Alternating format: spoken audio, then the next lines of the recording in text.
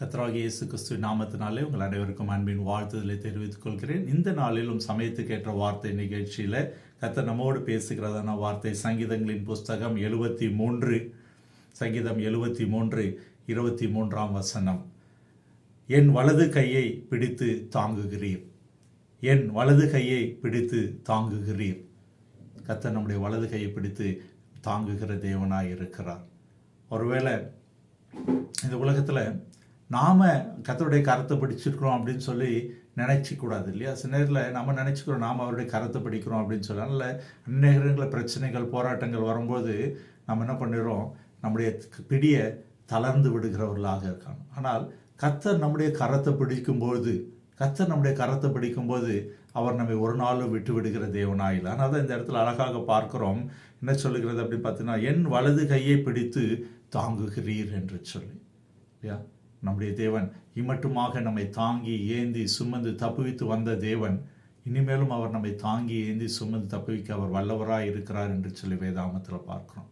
அவர் நமது வலது கையை பிடித்து தாங்குகிற தேவனாய் இருக்கிறாராம்.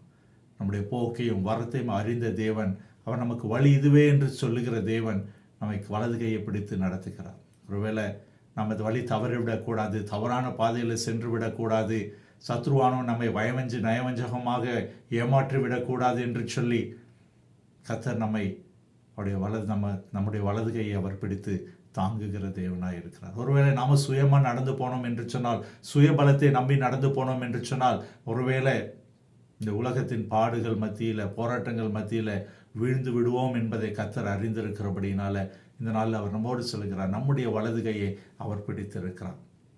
ஆகையினால சோதனைகள், பிரச்சனைகள், போராட்டங்கள் வரும்பொழுது நமக்கு ஞாபகம் வர வேண்டிய ஒரே வார்த்தை, என்னுடைய வலது கையை கர்த்தர் பிடித்திருக்கிறார், என்னுடைய வலது கையை கர்த்தர் பிடித்திருக்கிறார். ஆகையால் நான் வீழ்ந்து போக மாட்டேன், சோர்ந்து போக மாட்டேன், பிரச்சனைகள் என்னை மேற்கொள்ளாது என்று சொல்லி அந்த விசுவாசம் நமக்குள்ள காணப்பட வேண்டும். ஜெபிப்போமா. எங்கள் அன்பின் பரம தகப்பனே, நீர் எங்களுடைய வலது கையை பிடித்திருக்கிறீர், அதற்காக நாங்கள் உமக்கு நன்றி செலுத்துகிறோம். தொடர்ந்து நீர் எங்களோடு இருந்து பெரிய காரியங்களை செய்யுங்க கர்த்தர். நீர் அப்படி செய்ய போகிறதற்காக உமக்கு நன்றி நன்றி நன்றி.